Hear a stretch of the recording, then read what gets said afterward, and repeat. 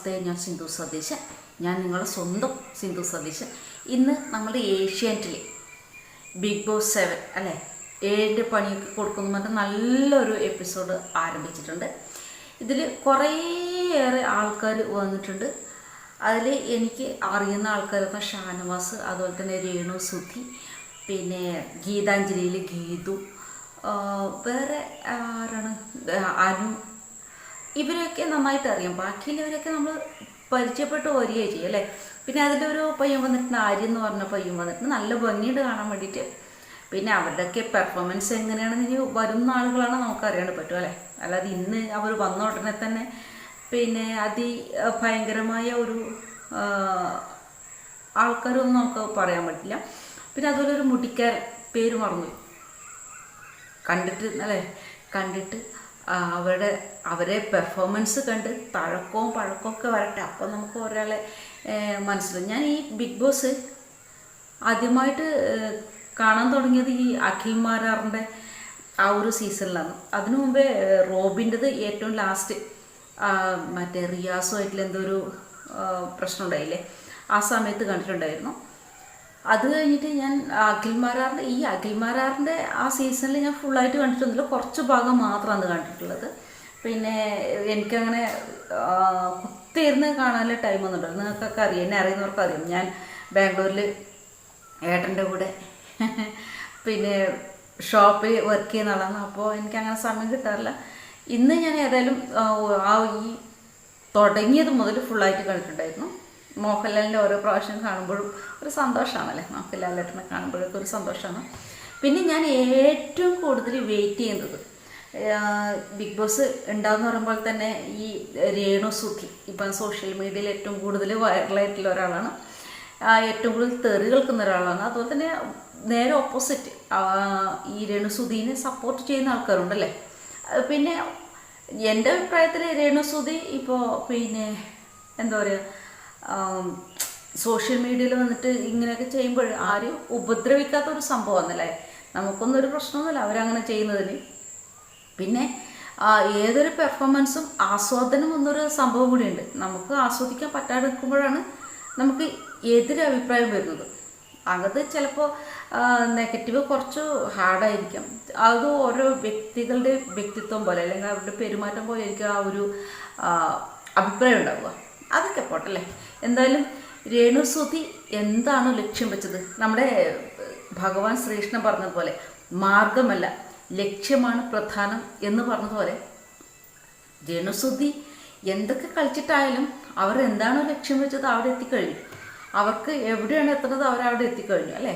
അതൊരു അവരുടെ ആ ആത്മവിശ്വാസം, അതുപോലെ തന്നെ മനോധൈര്യം, കോൺഫിഡൻസ് അല്ലേ, അതൊക്കെ വേണ്ടുവോളം ഉള്ളൊരു വ്യക്തിയാണ് പിന്നെ നമ്മുടെ രേണു സുധി.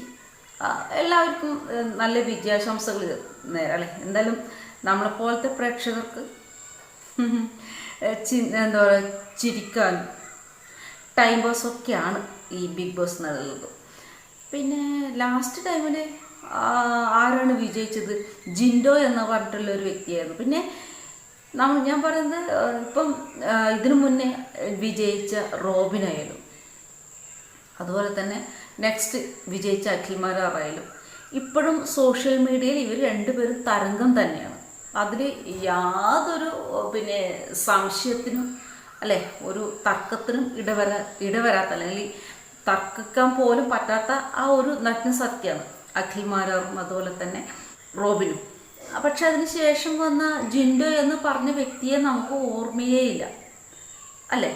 നമുക്ക് എനിക്ക് ഫേസ് പോലും ഓർമ്മയില്ല ഈ ജിൻഡോയുടെ, അതില്ല. പക്ഷെ പിന്നെ അതിൻ്റെ സെക്കൻഡ് വിന്നറായിട്ടുള്ള ജാസ്മിനെ എനിക്ക് നന്നായിട്ട് ഓർമ്മയുണ്ട്. കാരണം നമ്മൾ പെർഫോമൻസ് ഈ പ്രേക്ഷകരെ പിടിച്ചെടുക്കാനുള്ള കഴിവ് ആ പെൺകുട്ടിക്കൊണ്ടായത്. അതുകൊണ്ടാണ് നമ്മൾ ആ പെൺകുട്ടി ഓർക്കുന്നത്.